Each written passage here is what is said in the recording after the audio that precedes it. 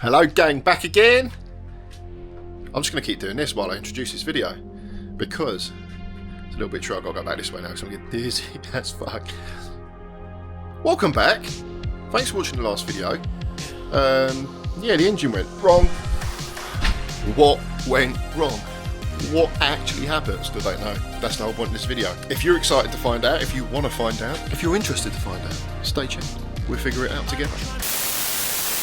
I just had a mad coffee.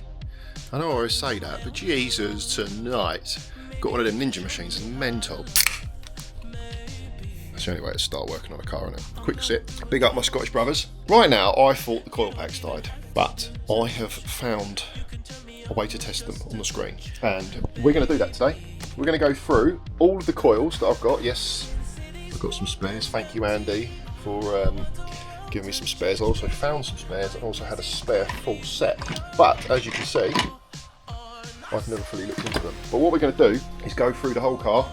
We'll go through the whole ignition system and all the things that you kind, lovely, helpful people have suggested, because I don't want this problem again. I also want to start enjoying the car and not every time I take it out having to take a million tools with me and obviously forgetting the ones I actually need, because I had everything to fix this car except coil packs and spark plugs. I'm also going to show you what plugs I'm changing to. I'm going to drop the ITV27s and I need to get the laptop as well. God damn it! Forgot about the laptop. Yeah, so I'm going to get the laptop as well and I'm going to show you what I've changed in the ECU software and why I've changed it, and I've used ChatGPT to help me. GPT. A lot of people say ChatGPT. It's not GBT, it's GPT. Anyway, so there's a lot going on. Stay tuned. I hope this is an interesting one. It might get a little bit technical, but also at the end of it, if we do get this pig running, we're going to go and do some ripping, and we'll do some like nice wow flybys and shit, and it'll be fun. And also, while we're at it, we need to figure out why the throttle body when I'm firing coils goes, because it doesn't do that when I drive it. So that's a weird thing, and that does lead me on to something else. Anyway, stay tuned. Let's figure this out together. I am Rita. So I've now pulled coils and the plugs. This is how they look. So that's obviously 1 and 1, 2 and 2.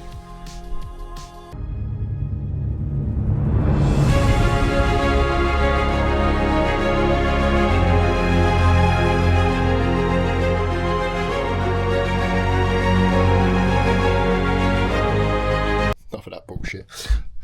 I'm going to test the resistance across the positive and negative.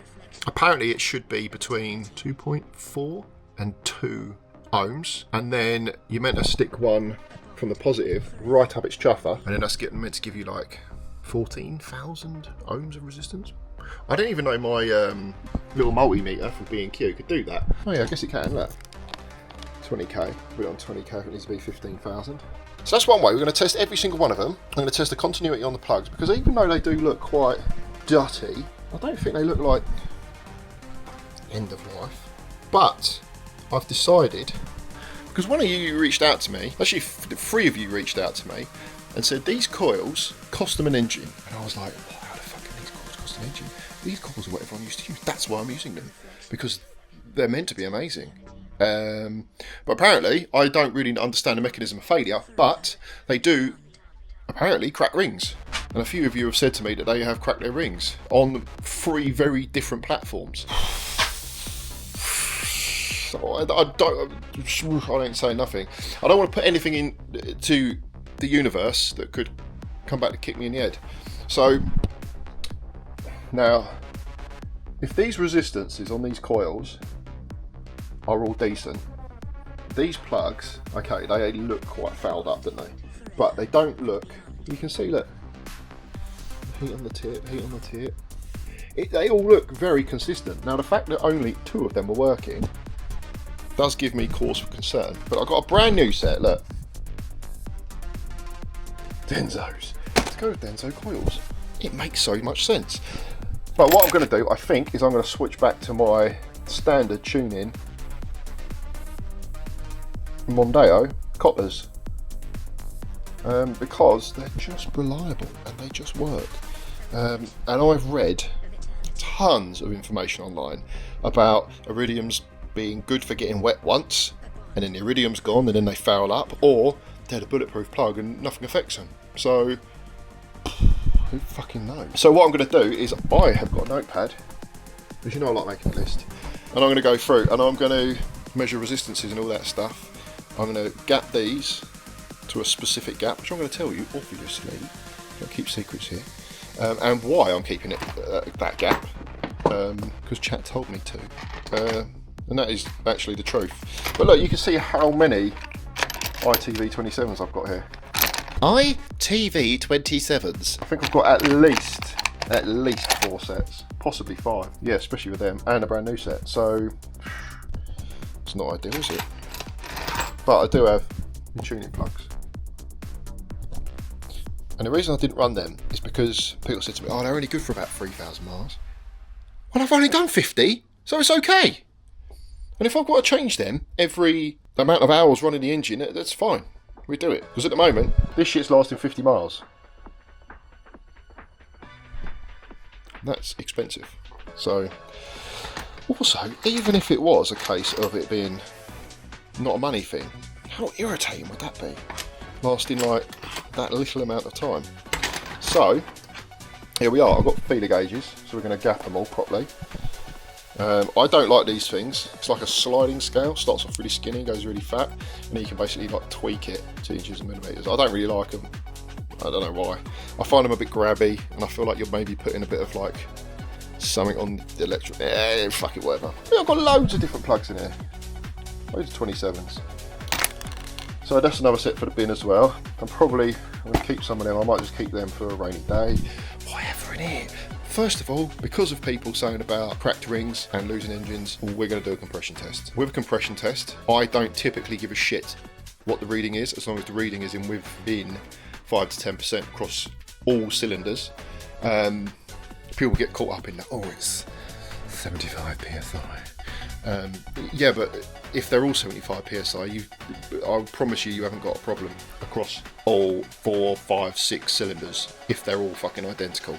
So don't worry about it if you've built it and your compression ratio is correct. If they're similar within 5%-ish, 10%-ish, it doesn't matter.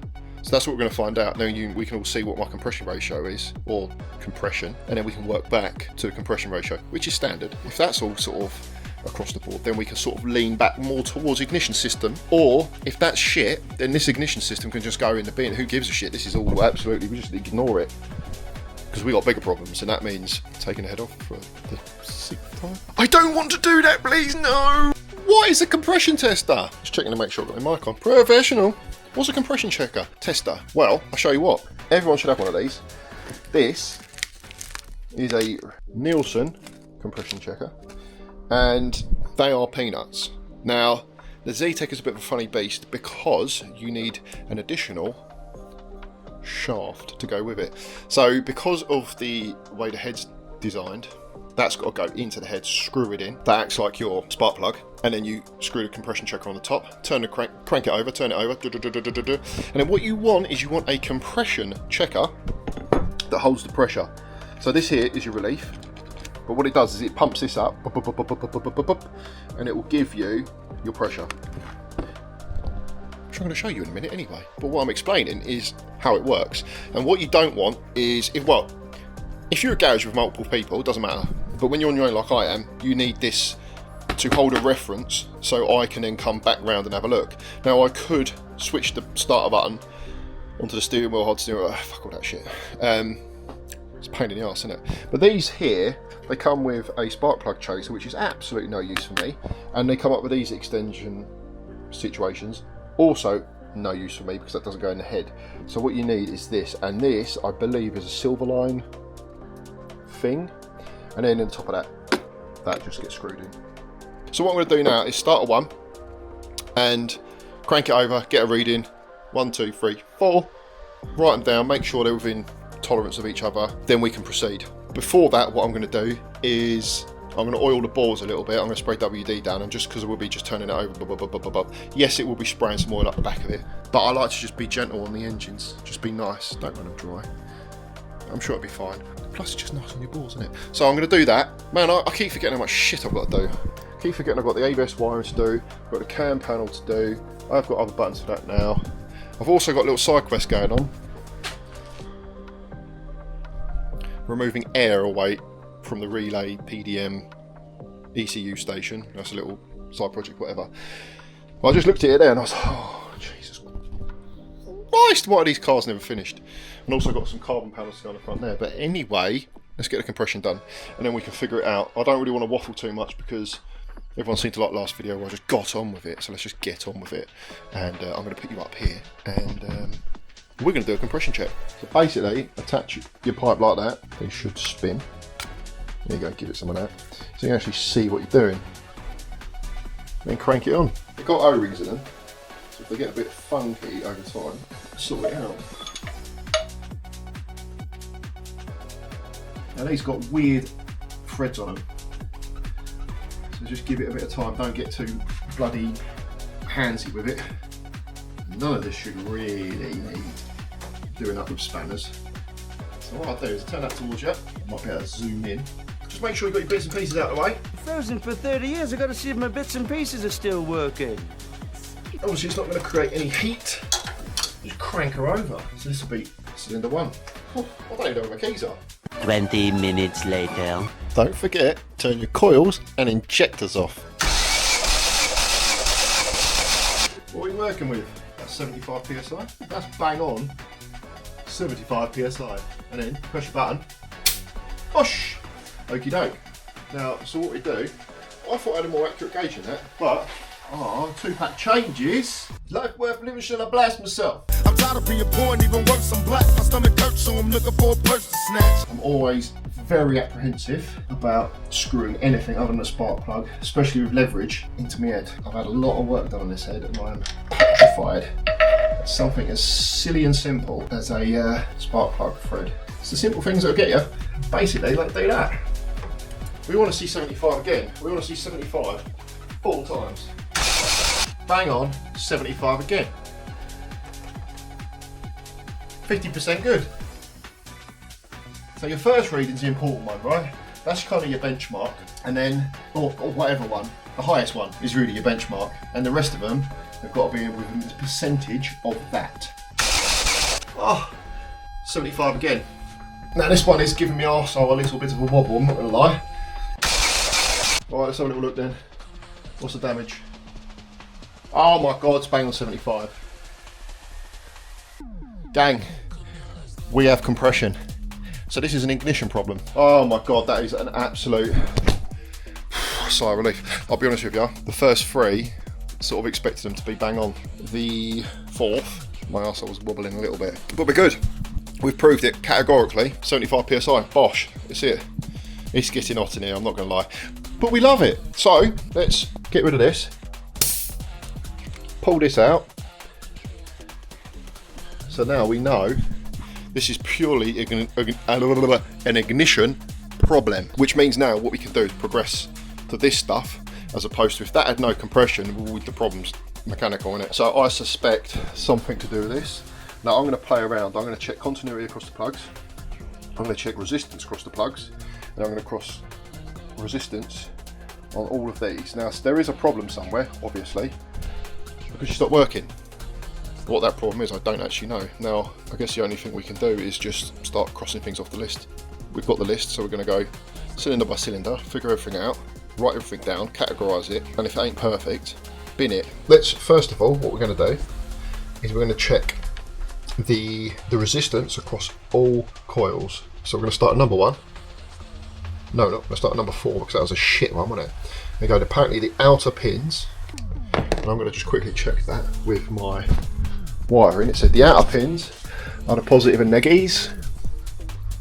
Yeah, that works. And then the pink. Don't ask me why I did pink. I'm not going to say makes the girls wig. Doesn't. Makes my spark plugs fire. That's my trigger. So pink is trigger. Forget about that. Outside is positive and negative. Let's just quickly check. Green is on the right hand side of the coil. Just so we know for reference, innit? So the way the coils goes like that. So what are we working with here? I'm expecting to see no more than 2 ohms. So I had this problem the other day.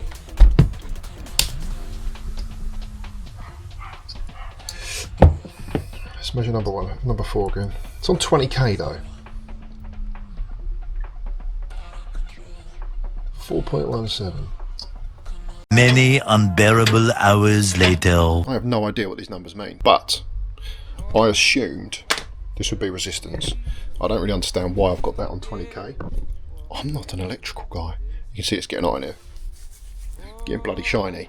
But what I want to do is I want everything to be matched. So of course I've gone across it all now. You can see I've listed them all up. And I want to get 4 coils of basically the same. 3 at 4.25 and 1 at 4.26. But what I'm going to also do is I'm going to stick the probe right up his arse and have a look, because apparently if you do power to up its chuffer, that gives you the resistance. Whatever, I don't know. It's kind of weird, but I'll put it on the screen, the document I read, but it said between 0.4 I thought and 2 ohms is as much resistance across those pins as you needed, but that's 4. Then I've got it on 20k, because if it was 4 ohms you'd think it'd be on the 200. I don't know, why ain't it easy? I don't like electronics, man. It's technical.